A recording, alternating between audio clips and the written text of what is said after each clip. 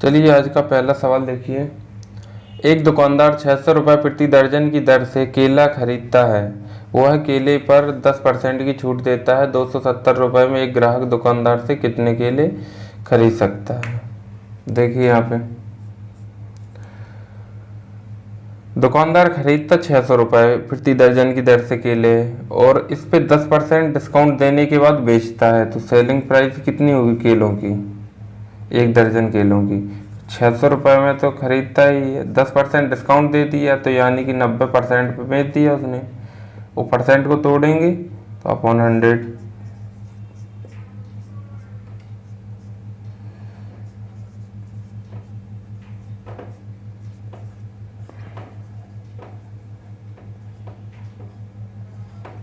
ये आ गया इसका ₹540 प्रति दर्जन, इतने में वो बेचता है। अब ग्राहक कितने रुपए में खरीदता है, 270 रुपए में। 540 में तो एक दर्जन का मतलब 12 केले। 12 केले आते हैं 540 के, 270 के, यानी 270 आधा हो गया 540 का। तो इधर केले की संख्या भी आधी हो जाएगी, तो 6 केले आएंगे।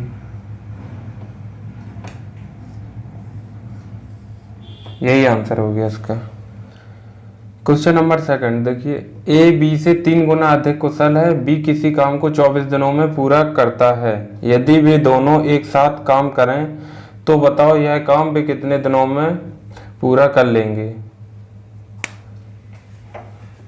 कितने दिनों में, ठीक है। यहाँ पे देखिए ये कोई ए हो गया, इधर ये बी हो गया। इनकी जो इफिशियंसी है वो कितनी है, बी से बी की अगर 1 है तो ए की 3 गुना अधिक है। तो इनका ए और बी का इफिशियंसी का रेशियो हो गया 3:1। ठीक है। अब इनका जो डेज टाइम लग रहा है इस काम को करने में, बी कितना दिन लेता है, बी को देखिए, बी लेता है 24 डेज इस काम को करने में। ठीक है। तो ए कितने दिन लेगा ये हमको निकालना है। तो यहां पे टोटल वर्क कितने होंगे, टोटल वर्क देखिए, ए एक दिन में एक काम करता है तो 24 दिन काम किया उसने, तो 24 दिन में 24 काम किए होंगे। तो यानी कि पूरा काम कितना है 24। अब पूरे काम को वे दोनों एक साथ करते हैं, 24 काम को दोनों मिलके एक साथ करते हैं, तो इस काम को कितने दिन में कर लेंगे। अब देखिए एक दिन में ए और बी दोनों मिलके कितने काम करेंगे, 3 ये और 1 ये, 4 कर लेंगे। तो 4 से यहां भाग दे तो 6 दिन आंसर आ जाएगा कि वे 6 दिन में काम को पूरा कर लेंगे। क्वेश्चन नंबर 3 देखिए। पी और क्यू की आय का अनुपात 5:6 है और उनके व्यय का अनुपात 3:4 है। यदि वे दोनों प्रत्येक 200 रुपये बचाते हैं तो क्यू की आय ज्ञात कीजिए। ये तो पी और क्यू 2 पर्सन है जिनकी इनकम, आय मतलब इनकम का रेशियो 5:6 और इनके व्यय एक्सपेंडिचर का रेशियो कितना है 3:4। अब इनकी जो सेविंग हो रही है, इनकम माइनस एक्सपेंडिचर, वही तो सेविंग होगी। इनकम 6 है, एक्सपेंडिचर 4 है, तो यानी कि सेविंग 2 रुपए की होगी, या 2 यूनिट की, सॉरी। और यहाँ भी देखिए सेम है दोनों, 2 यूनिट। और बोल भी रहा है यदि वे दोनों प्रत्येक 200 रुपये बचाते हैं, तो दोनों सेम बचा रहे हैं, तो यूनिट भी हमारी कितनी 2 यूनिट दोनों में आ रही है। तो रेशियो तो हमारा मेंटेन है, तो यहाँ से हम 2 यूनिट की वैल्यू निकाल लेंगे, कितनी आएगी 200 रुपये, यानी कि 100 का मल्टीप्लाई। और क्यू की आय पूछिए, क्यू की आय कितनी है 6, इसमें भी हम 100 का मल्टीप्लाई कर देंगे तो आय कितनी आ जाएगी इसकी 600 रुपीज। यही हमारा आंसर होगा। क्वेश्चन नंबर 4 पढ़िए। एक पहिए का व्यास 210 सेंटीमीटर है। पहिया 1 मिनट में कितने चक्कर घूमेगा यदि पहिया की चाल 120 किलोमीटर प्रति घंटा है। पहिए का व्यास दिया गया है तो यहाँ से हम पहिए की परिधि निकाल लेंगे।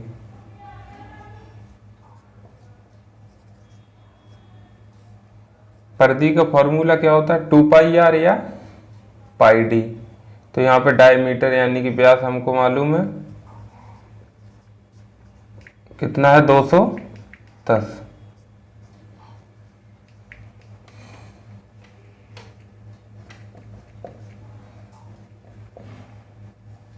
ये हमारी 660 सेंटीमीटर निकल आई परिधि। अब इसकी जो स्पीड है वो कितनी है, चाल पहिए की वो है 120 किलोमीटर प्रति घंटा। इसको मीटर पर सेकंड में चेंज कर लो 5/18 से मल्टीप्लाई करके।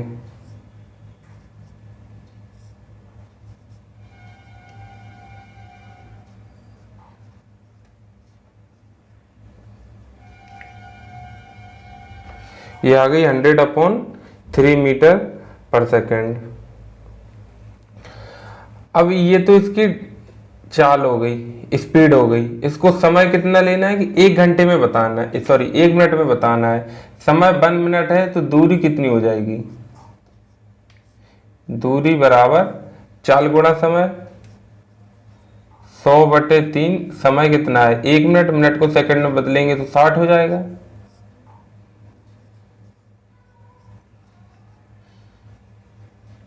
दो 2000 मीटर ये आ गई इसकी दूरी। अब देखिए 2000 मीटर दूरी को कवर करने में पहिया कितना चक्कर लगाएगा। तो यहाँ पे जो राउंड लगाने हैं उसको चक्कर लगाने हैं वो निकाल लो। अब चक्कर कैसे निकालते हैं, तो टोटल दूरी बटे एक चक्कर में कवर की गई दूरी। तो एक चक्कर में वो अपने परिधि के बराबर ही दूरी कवर करेगा पहिया, तो परिधि बटे में परिधि लिख देंगे 660 सेंटीमीटर। अब ये सेंटीमीटर में ये मीटर में, तो इसको भी हम सेंटीमीटर में बदल लेंगे। ठीक है, अब इसको सिंप्लीफाई कर लो।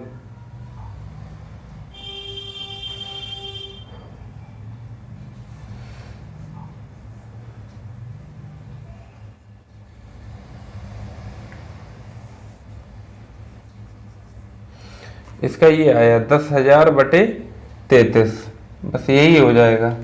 अब आगे करने की जरूरत नहीं है, ऐसी कुछ ऑप्शन होगा, ऑप्शन के अकॉर्डिंग इसको सॉल्व करना है। क्वेश्चन नंबर 5 पढ़िए। The base of N isosceles triangle. Isosceles triangle मतलब समद्विबाहु त्रिभुज। कितना है इसका base, Aadhaar 33 centimetre. If the perimeter of the triangle is 125 centimetre, और इस त्रिभुज की जो परिधि है वो 125 सेंटीमीटर है। तो यहाँ पे हमको जो बराबर वाली जो दोनों भुजाएं हैं, इक्वल साइड्स जो होती हैं दो, उनकी लेंथ क्या है वो निकालनी है। ऐसे होता है समद्विबाहु त्रिभुज। देखिए फिगर,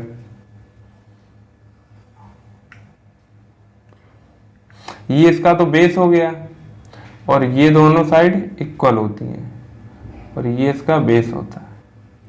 ठीक है, तो इसकी जो लेंथ है वो हमको निकालनी है किसी एक की, दोनों सेम ही होगी। तो यहां से देखिए पेरीमीटर इसका कितना दिया गया है, 125।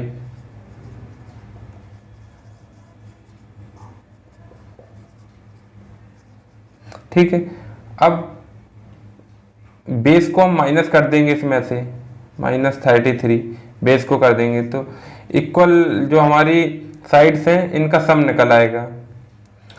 33 माइनस कीजिए, 92 सेंटीमीटर ये आया। अब लेंथ ऑफ इक्वल साइड,